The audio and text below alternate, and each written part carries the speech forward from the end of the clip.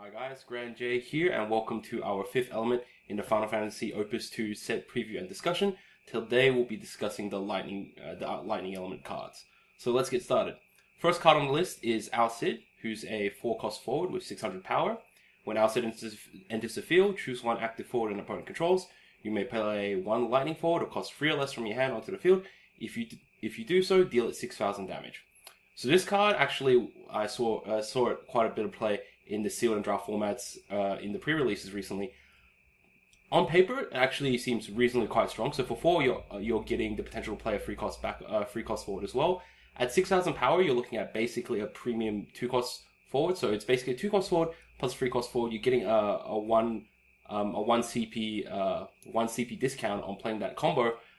Also, it's able to deal 6,000 damage when it comes into play to an active forward. So it's a lot of value in it, but of course it's very conditional value. So first of all, it can only target a forward active, an active forward, and you have to have a 3-cost or less lightning forward from your hand to play on the field in order to trigger off its ability to deal 6,000 damage. That being said, 6,000 damage is actually quite a reasonable amount of damage for a forward to have when he comes into play. So it's quite easy for Lightning to be able to get over the edge with a card such as Black Mage to deal minus 4,000 power, or to use Cyclops to give minus 3,000 power, as well as the numerous amount of cards that also give minus X thousand power. So this card is quite good value-wise. I think it's a little cumbersome to play though. It might be reasonably good for a sort of combo orientated Lightning deck that has a bit of control in it. It combos well with Idea, so that's not bad as well. I think that this card is a little bit too complicated to see tier 1 play, but I think as a tier 1.5 or as a casual card, it's actually got a lot of value and will probably see play in Mono Lightning. Mono Lightning doesn't seem to be like the strongest mono color deck, but if you were to play it, then this is a good reward for doing that. Next card is Amon. It's a 4-cost forward that has 8,000 power, so that's standard. When Amon enters the field, choose one forward an opponent controls, dull it. Then it's also got an ability to for dull, choose one forward, dull it. So this is very similar to what Lightning was in Opus 1, in that Lightning, when it came to play, it dulled a forward and then it also had haste. Amon here is, instead of the more aggressive version of this, is more of a control variant. This card I think is actually sleeper good. It's one of the 2 legendaries for Lightning, and I think that this card will see significant play after it's able to find a deck that is really able to capitalize on it. It's such a strong ability. First of all, it has a come into play straight away, so it has relevance the moment it comes in to be able to dull forward to sneak damage through. But in addition, being able to dull on command for effectively free is extremely strong. You can use it to prevent your opponent from attacking. You can use it to open up your opponent's defenses to allow attackers through. It's such a versatile card, but it's very deceptively good. I think right now a lot of players, especially players who don't have a extended card playing background, don't seem to value this card high enough because this card has such a strong, almost always relevant power in the game. So I expect this card to jack up in price in about maybe 4 or 5 weeks when people really find out how strong this card is. Definitely, I'd pick up a playset if I were you and hold on to them until someone figures out the deck for this to go in. I'm pretty sure that it's probably going to be a part of Win, because Win's able to reactivate a lot of their forwards. Being able to reactivate this guy and dull multiple units is quite good. It also slides into Ice quite well because it has a synergy with Freezing. So definitely this card has a lot of versatility. It's really strong, and definitely pick it up. I think it's quite undervalued right now. Pick them up while they're cheap and then hold on to them when they become expensive.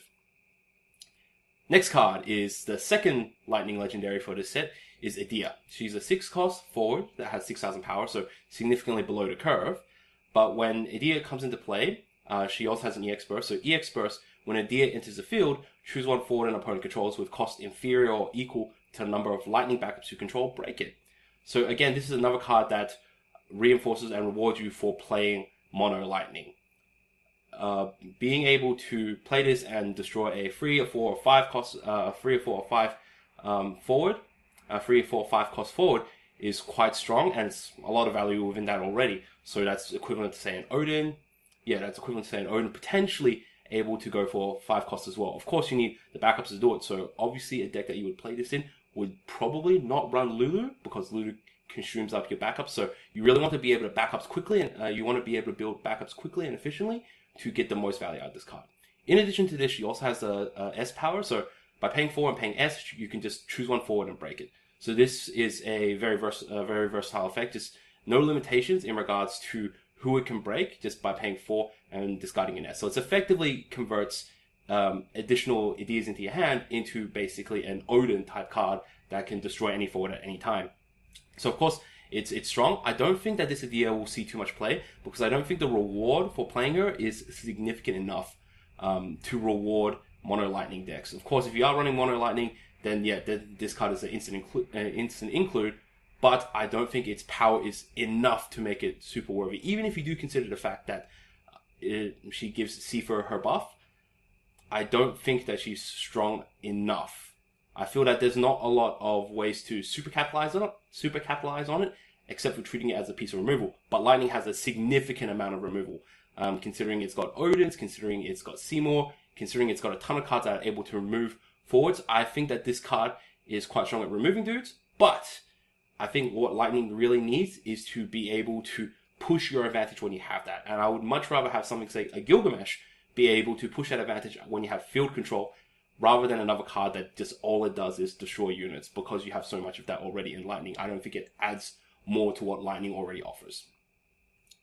Next card is Idea, 4 cost backup this time. And it says, forwards of cost 5 or more cannot block. Yet again, another card that we have in this set that really punishes your opponent for playing forwards of cost 5 or more.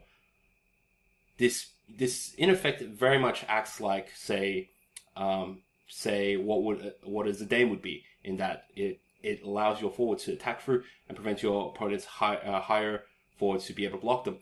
At 4 costs, I think this might be a little bit too expensive, and at 4 costs, I would expect it to only affect your opponent's forwards. I think at 4, I think it's probably too expensive for all forwards of cost 5 or more to be effective. Of course, like, if you're running this card and you want to build a strategy around it, you obviously wouldn't want too many cards that cost 5 or more.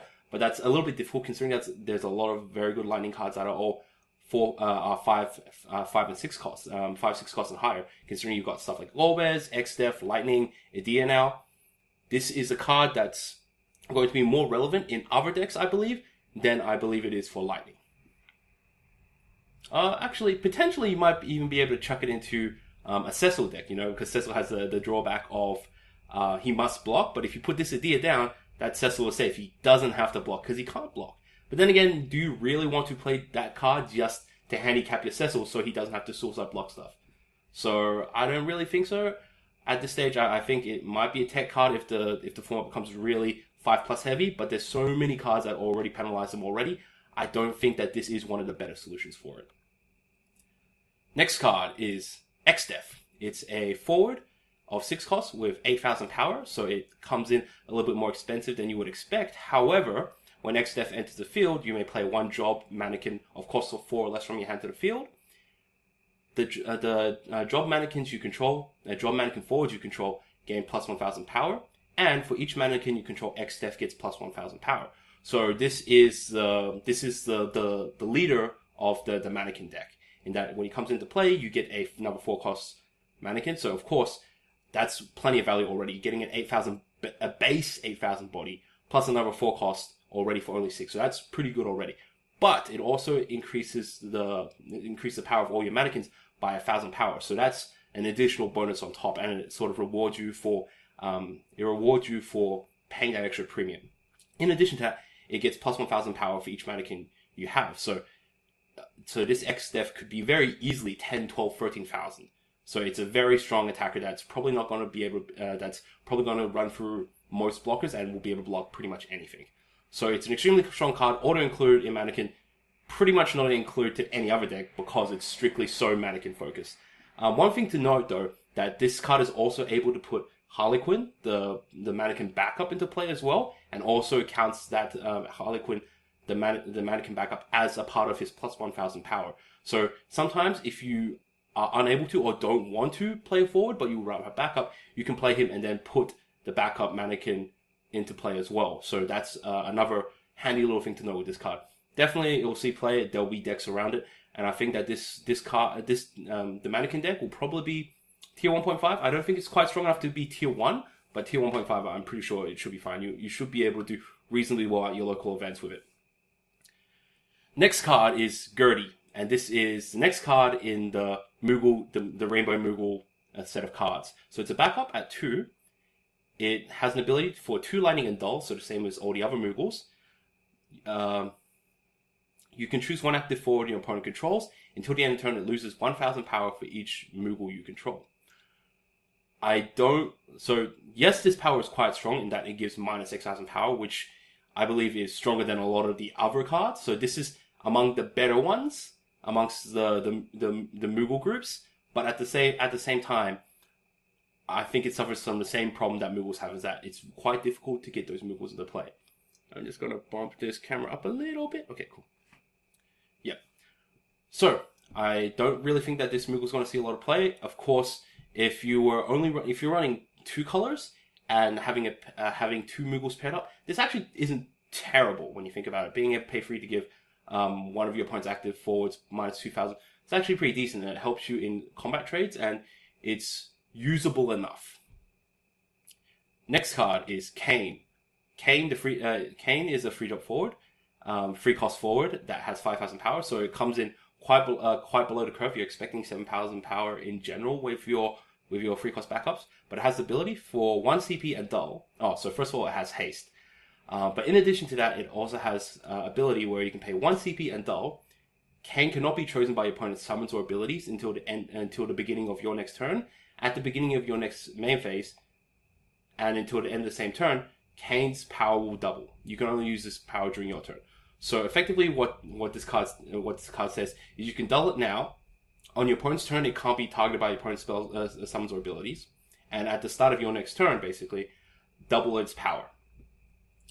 This card is basically referencing or sort of symbolizing what the jump mechanic would be from Dragoons, because Kane is one of the most notable Dragoons in the Final Fantasy lore. So basically what it's saying is he's giving up his attack this turn. He's jumping in the air during your opponent's turn, so he's not targetable. And then next turn when he comes back, he's coming back in with double power at 10,000 power. I think this card is quite cumbersome. While it is a very cool mechanic and very thematically very fitting, it's very cumbersome to basically just get forward with 10,000 power for the turn. I don't think you'll see any play, but it is cool nonetheless. Next card is 4-cost Kane. So this 4-cost Kane has 6,000 power, so quite below the curve yet again. However, it's the leader of the Dragoon class. Its power is if you control Rosa, Kane gets plus 2,000 power, haste and first strike. So that's quite good. That's quite a good payoff for having Rosa on the field. He becomes 8,000, haste first strike for 4. So that's quite good. Haste strike usually comes at quite a significant premium, and being able to haste him out is really quite good. So this card is quite strong, assuming that you're building Rosa around. I think it's very similar to, say, Riku, the starter deck Riku, in that, yeah, if you play Rosa as the backup, you can use this guy very, very easily to come in with beat sticks at high speed. In addition to this, drop Dragoon and card named Dragoon, like card named Dragoon forwards, other than Kane you control, get plus 2,000 power. So this is also quite a big jump as well. Most of the Dragoons have first strike.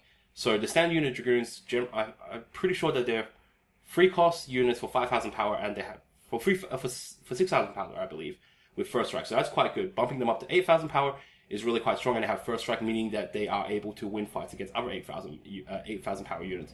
In addition, Lightning also has plenty of abilities to deal damage as well, so it allows them to get the better of trades as well. So this card, obviously, I don't think it's a tier 1 type card, but definitely it's a fun class card to experiment around with. And I think if you do want to play the Dragoon deck, I think that this definitely it's a centerpiece for that. But I think it will be a very effective card for that deck to play around. So, next card is Kyros. So Kyros is a free cost forward with 7,000 power, so that's pretty standard already. In addition to that, if you control Laguna, Kiros gets plus 2,000 power and haste. So this is trying to reinforce the ice lightning theme that we originally saw in the Opus 1 starter deck for Final Fantasy 12? No. Actually no, because they weren't in the starter deck. But Kiros, yeah, so obviously if you have Laguna, it's quite good. It goes up to 9,000 power and it has haste, so it comes in quite strong and it's free costed as well. Obviously, yeah, you have to specifically build Ice Lightning in order for this to work. But of course, if you're building in Ice and you're splashing in Lightning, this is a no-brainer. So this is one of those situations where if you happen to have these two colors in your deck, then you might as well play this card because you're getting a good bonus for it. Just like if you're playing Fire and Water, you play Ash and Bash. You know. So I think it's just it's the same category of those sort of cards. As for figuring out what sort of the Ice Lightning archetype could be like. I think that this fits in quite well because the Ice Lightning archetype is all about dulling and freezing your opponent's stuff and being able to send through your units really quickly. So this really sort of builds upon that. So Laguna can come in, dull and freeze the unit, and then Kiros can come in and attack through for 9,000 power, which is quite strong. So next card is Gramis. Gramis is a free cost backup. When Gramis enters the field, you may search your deck for a category 8, a category 8 forward, and add it to your hand. So this is category 12 forward. I'm such an idiot.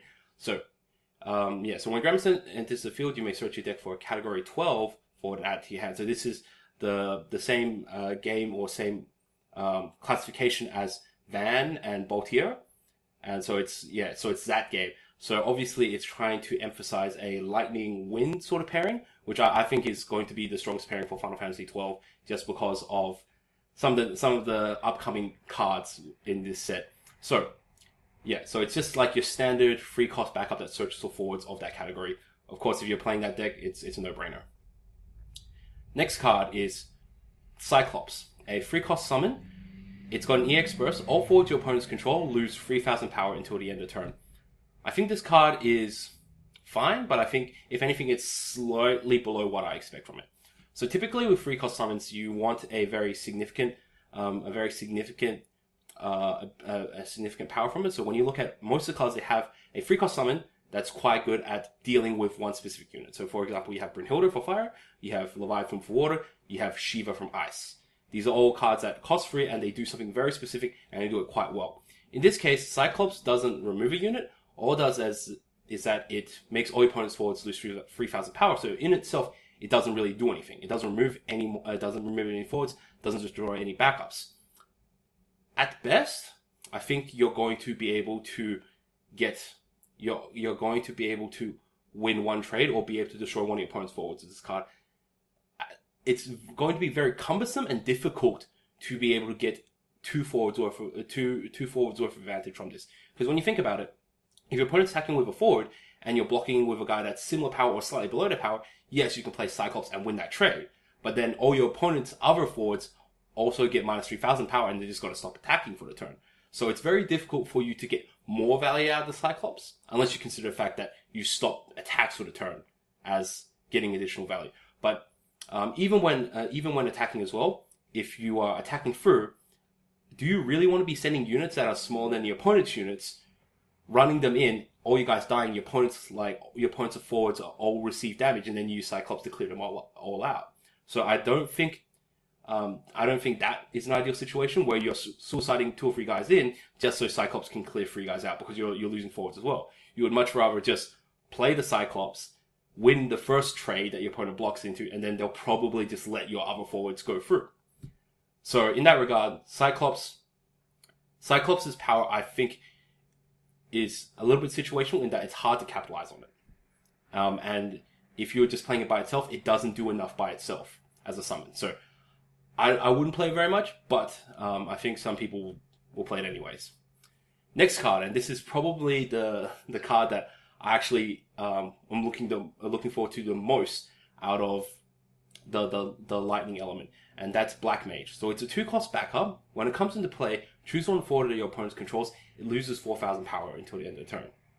So when you consider amongst all the 2-cost backups, this one has effectively one of the strongest, like, come into play nukes that all of them have, right?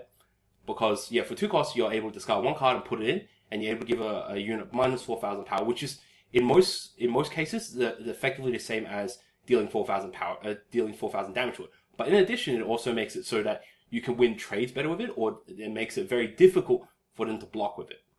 The reason why I'm most excited about this is because of the recursion potential with Van.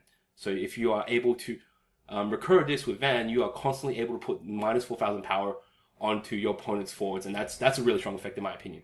So this card is going to be instant included in Lightning Wind. In regular Lightning, it combines well with a whole lot of other effects. So for example, if your opponent plays Alcid earlier in the summary, early in the preview, Alcid, he comes in, deals 6,000 damage. You can then play Black Mage, follow it up, and give minus 4,000 and kill it. So this card I think is quite good, but you generally don't want to be relying on it as one of the 2-cost backups that you put in early on.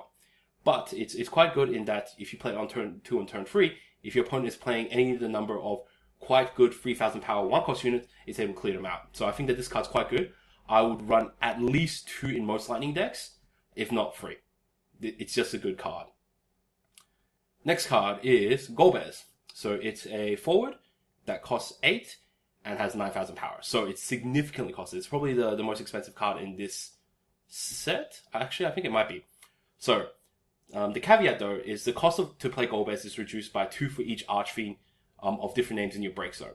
Note, this is one of the few cards that reduces its cost but doesn't say is limited to costing 1 or more. So this card can actually cost 0 if you have 4 of the Archfiends in your break zone. So there's 4 Archfiends from this set.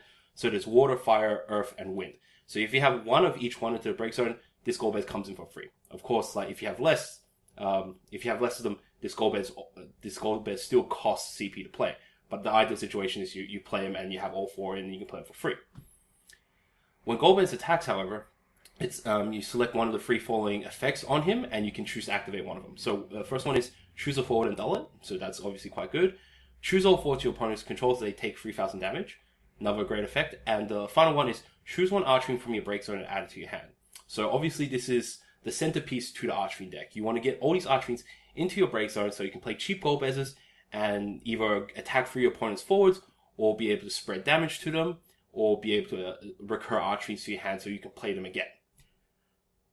So obviously as like any card that builds an archetype, it's definitely and only going to be played in that archetype effectively. So yes, if you want to play the Archfiend deck, then definitely you're playing Golbez. I think it's a fun archetype to play with. Of course, it has the potential of being countered out by decks that can deal with break zone manipulation. Also, you're playing cards of a whole lot of different colors in order to get the Archfiends into your discard pile, into your break zone. So this card, definitely a fun casual deck, and you'll do quite well with it. And yeah, about tier 1.5, if not tier 2-ish. It'll be a fun deck. Try it, play it. It's gonna be fun. It's for something casual. It's something fun to bring. Next card is Seifer. So Seifer is a 3-cost forward at 6,000 power, so it comes in slightly below the curve. If you control Edea, Seifer gets plus 3,000 and haste. So it jumps from a 6,000 power to 9,000 power with haste. I don't think... So of course this is a card that this is a card that rewards you for playing Edea, but it's kind of hard to... It's kind of hard to evaluate if this card is good enough for it. So Edea is quite cumbersome in that you don't want to play her until quite late into the game when you've built up your backups. So do you really want to be holding off playing Seifer for even longer? Because you have to play backups, then play Edea, then play Seifer in order to be able to capitalize on this 9,000 power haste. I think that you're probably going too far to the end if that's the case. Unless you're playing maybe Lightning Ice, like hard control, just so you can get to that late game. But if you're playing Lightning Ice control, Edea's effect is less potent because you have to dilute your backups with ice backups. So it's kind of a catch-22 in that it's kind of hard to get to that stage with Lightning, and the reward kind of isn't big enough. But in addition to this, Seifer also has an ability called No Mercy. So for S and free Lightning, which isn't super expensive, but it is kind of like mid-rangey expense for this sort of effect. Break all forwards of cost 2 or less. So strictly, this pretty much is there to counter or to hurt the classic Opus 1 Golbez deck. So classic Opus 1, when he's sent to the break zone from the field, then you get up to 4 forwards of cost 2 or less from the deck. So basically this will subsequently allow you to clear it out. Except in like outside of situations where you're facing Golbez deck, this card's effect is overcosted and probably will never see play. So I don't know, obviously if your metagame is super heavy on classic Golbez and you're not playing Bahamut or you're not playing Eunice, then this is yet another card that can mess around with it.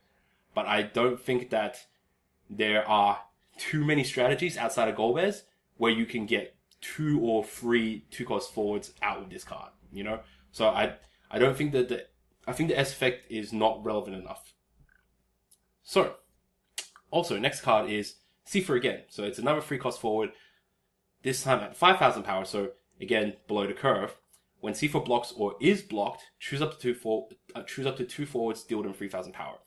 So do note that this is similar, but also different to Squall, in the fact that when this Seifer triggers off at a similar time as when Squall triggers off, but you cannot choose the same forward twice. So you have to spread two packets of 3,000 damage to two forwards, as opposed to Squall, who can inflict 6,000 power onto one specific unit. And I think that this is the biggest differentiating factor between the two, is that Squall can effectively stop 6,000 power or below attackers because he's able to block, trigger off his 6,000 damage, and kill them immediately. Whereas Seifer isn't able to do that. So yes, he can spread 3,000 damage in 2 forwards, but it's very unlikely that your opponent's going to have 2 3,000 power forwards and for you to be able to just knock them both out, you know? And in that sort of situation, why would they even attack with their Snow or their Yuffie if they're in a situation where they can just get both get struck down by Seifer? So I think, I don't know, I don't think this will see play, even though its effect is quite potent. It's just significantly worse than what Squall provides, and the body is 5,000 power, which is significantly worse than 6,000 power. In that 5,000 power, many forwards or many effects can just shoot 5,000 power by itself, and 6,000 power is just it is at that stage where most packets of damage outside of say fire can't really reach 6,000 straight away. So yeah, so that's 2 big drawbacks to it and not enough payoff in my opinion. So next card is Fleeting Flash. So Fleeting Flash is a 4-cost forward that's a Mannequin. It has 6,000 power.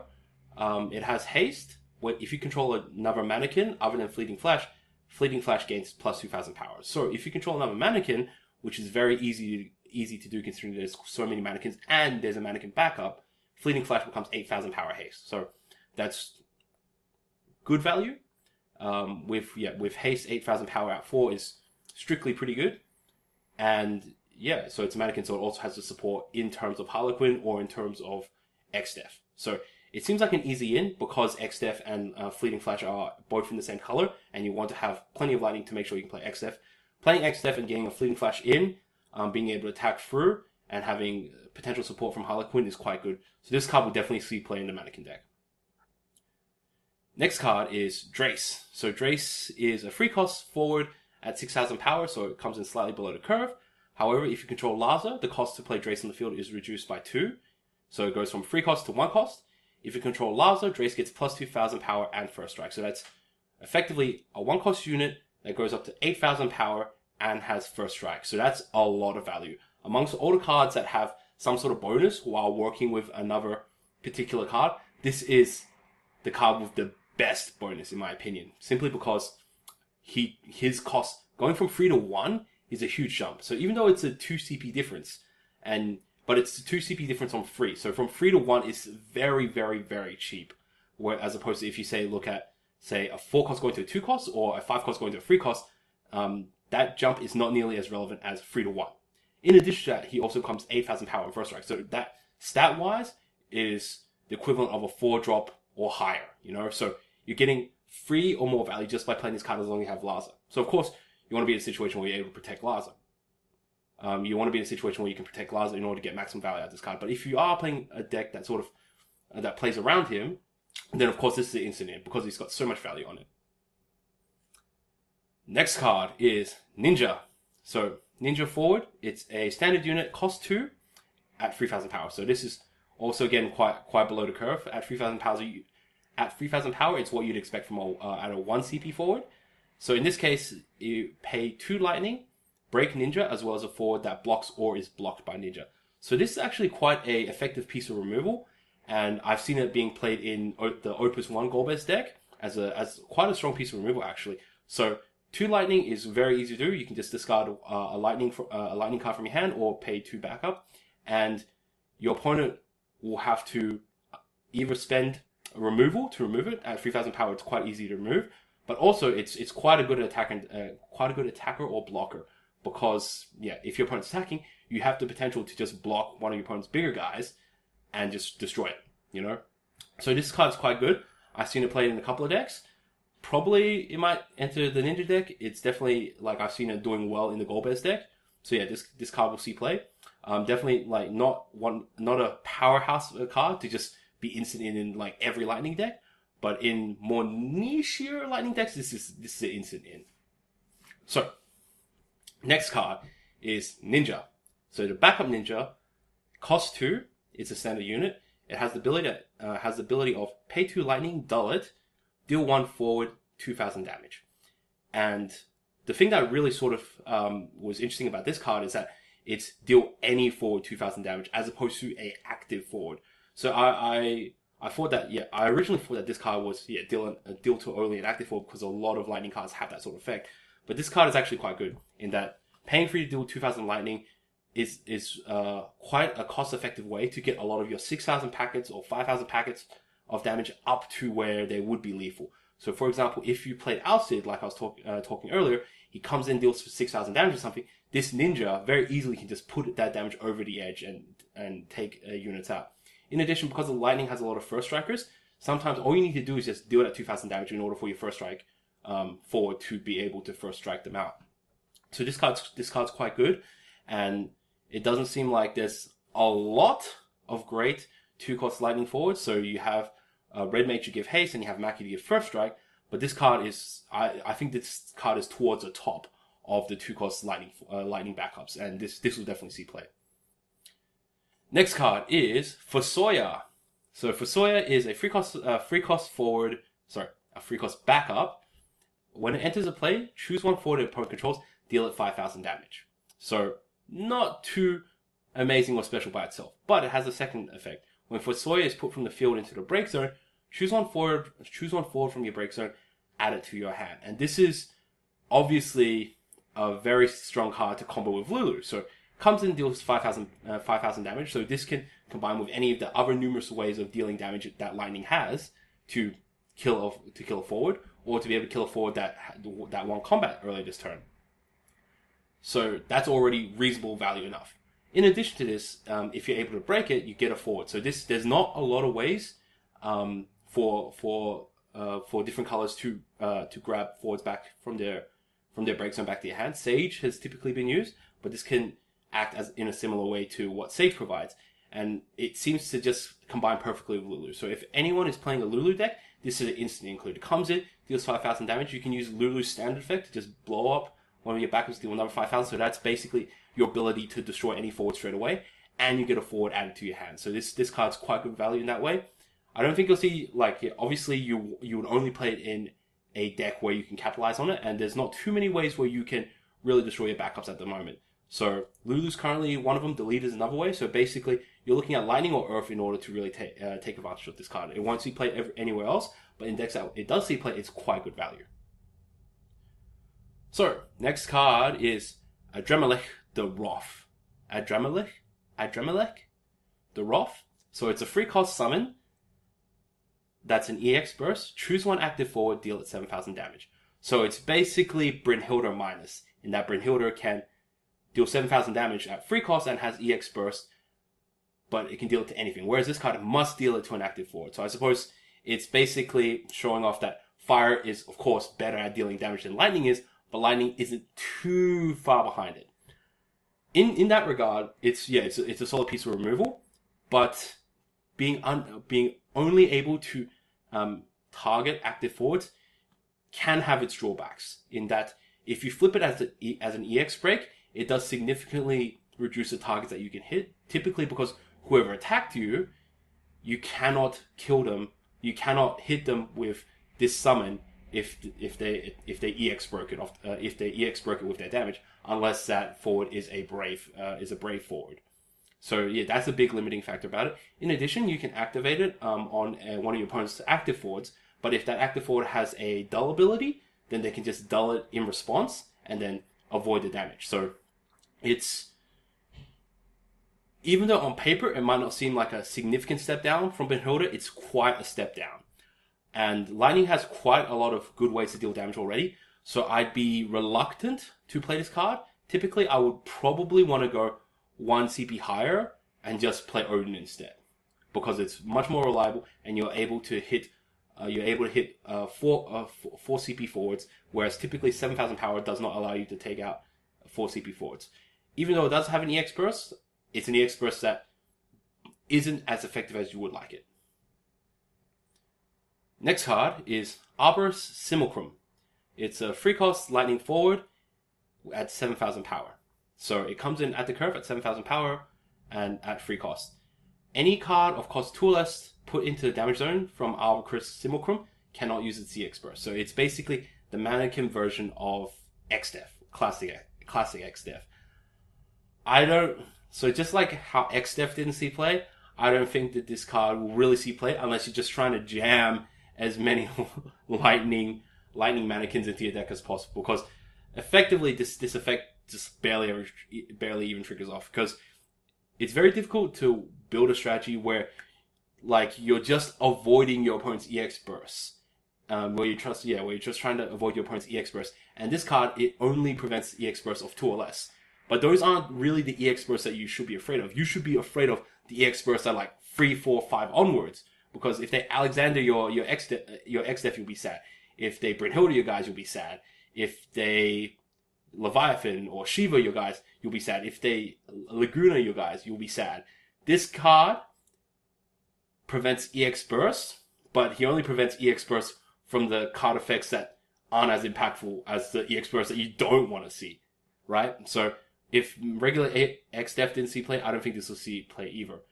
If people do play it, it will just be as a reluctant lightning mannequin that they're putting in just because they want to have more mannequins to support X-Def. But even then, I don't think he'll be good for the deck. I think he'll just want to jam in other mannequins rather than play this guy.